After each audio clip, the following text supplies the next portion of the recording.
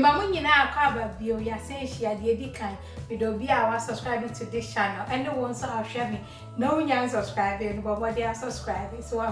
na ye koye ni na koye na mo no say na so ni de edi kan wo share me a oba me mo akwa ba na mo na ma enkokwa but they are subscribe na de edi so no on sabeka na and then you know baba another simple recipe umu bebre asend me messages bebre say mo ye toast for ya na mo aye dokodoko nti na akonya no enye ne kwawo tina so na mo twi be me na and skip it through the video say be ade me be kire obi ano so follow dia wo ye for ya emu nye dokodoko bi nti di akonya ne na twi be me ye to aso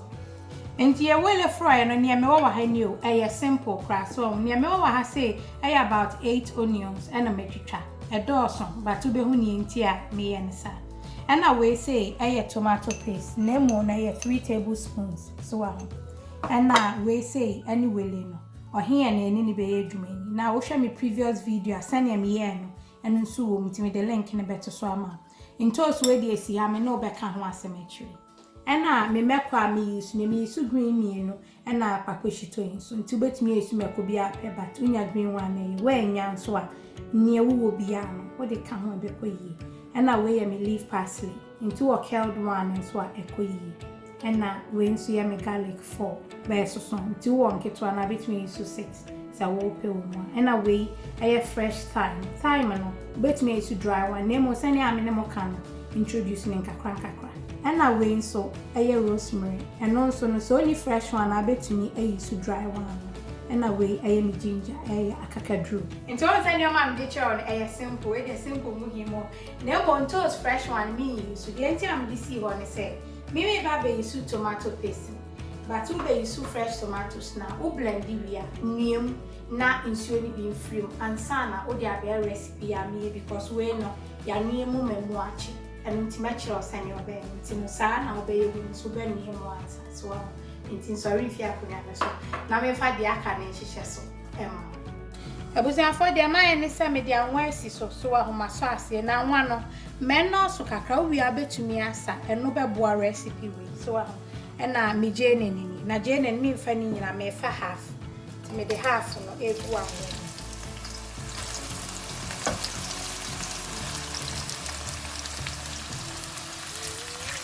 enti me de half na egum half ni so but modern answer obey and send me chire we ya odi ni nyina egum a the next step no bo hu se be chama nti na ma chim na obeti ase e wo the next step no enti mi je na ya na mi gusu echi on a low medium heat na sisu for bare 9 minutes so anti en rush no ti mi je na ya na mi gusu chi no so ahu enti sa na me kan no video na escape na me the next stage na so ebechi abusia fonti mi je na machi ama na yese no ahu na edru sa bre ya obohu se na e bobola ehuro be ni so ahu e mane ha sese no u be yi je na nyina efri anwani so ahu ti bo modern ase obepe ade a obetumi ade asesa so na wase gunche ti wa hu nyam de sesa na ese so ye de ti mi sesa ni nyina na afi ye de nko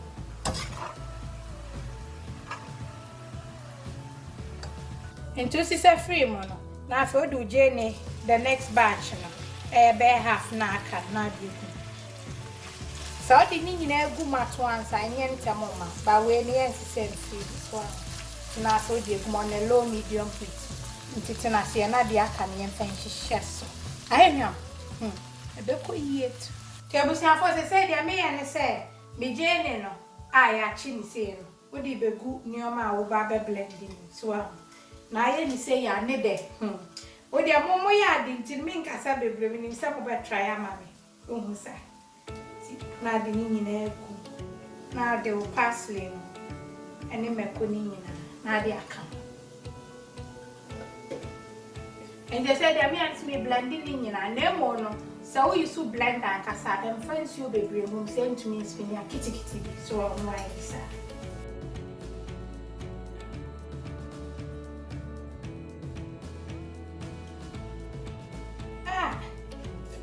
Ninya I'm a friend sure well send ya So na ehwama nkasa ti bo modern asa obetry abusia fon ti agene no second batch na mdigum nani so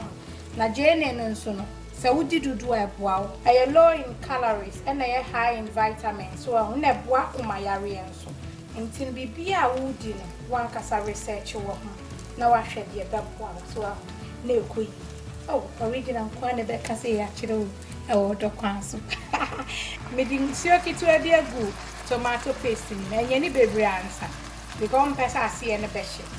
na afi wo bechi so nte biane na ration no e pa cho bebre defe no bro na mesi ahehwa no we mi njiji hu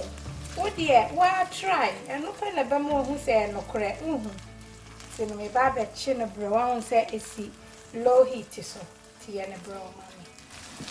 timinto so na me gusu chi me ma chi mu for about 10 to 12 minutes so enti na en ration no na fe me say me de me jene no any spices no en na egu mo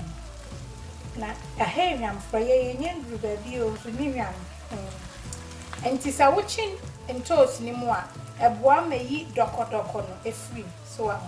na jene nso no wo yi su tomato paste nkwa no wo yi su jene dodo na chesa ma eye kama emu enye dokodoko na eden nso no ekomu yi nse se mechi me jene na me die egu mu de ma blend no eno nso mu kakra nsa na me de mensuo no abeka awusia fo wa wo ye stew ni eguso na me si ahehwam no to wa ho se na eni aye we now your friend we are neni no enye call eni modu na den kom enti nsu a me di guso no eye 4 cups so eye 1 liter na wa hwe ni nyina egu kama afi na wo be no afro yi ni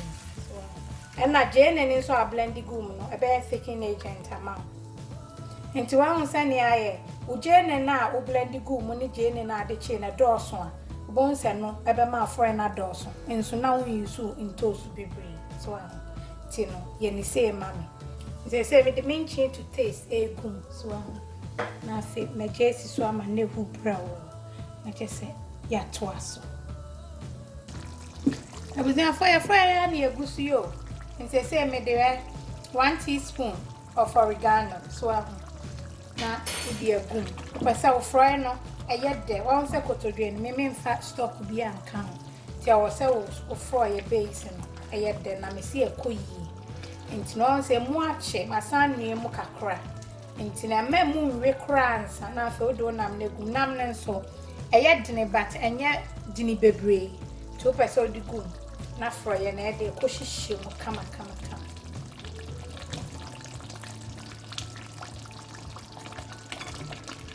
Tedu hana ya na etutunti anu wahwe wuja no kra no akata so. Timi jesi subra na nam na yemre na afi ya ka the next stage no ho asem. Abeja fo ya na eguso na kasa na emu achi aye so ahu. Aye kama na ne de ne de. Bi husa ne meka no. Se de me wa ha say half green pepper so ahu. Emfa bebre na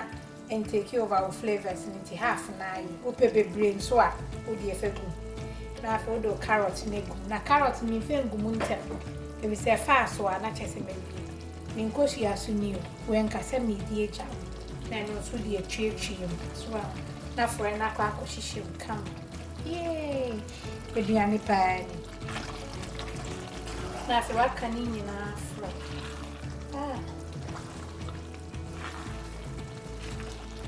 Obia fa ni chance mra ni afa enkodi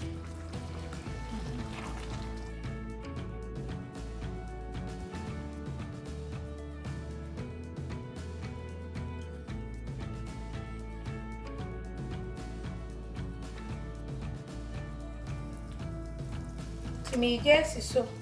for about 5-6 minutes we are me I wish I for Shasani a fro yai. Yee, na Shasani Wele na Hokwarwa. Eko yo. I come. Enjoy the recipe where I simple to Bomodian say, oba trying to we the foot am DJ ye nyina ne say oba obema we aduane na se anko yi a so ema ne hawo wo try no bon se na nyina ye me am gina he nkire se de bia me bibia ene koye to de bia bibu abeba ko mienu na koye bi won so abaya ansana won sa totoso na mo a wo ya de kodie wo hu se the better it becomes sa no bro ni be kan enti ansana me ko no won so a water me spice blend ni bi no munya so be fa thyme ne rosemary ne parsley fresh use your original jollof spice blending ekoyi for tomato based stew and antos ho ade bia nti eno no ofa kakra bia na no ne fe no osode oya ade yi o mafie kama no we use eno na ekoyi won so a ope bi no me the number beto so a obetumi a place order me do bia nso a wato bi e support the me ye many so bebre na me sha nti so subscribe to this channel subscribe and I'm say me ever did this one when you I love you. God bless.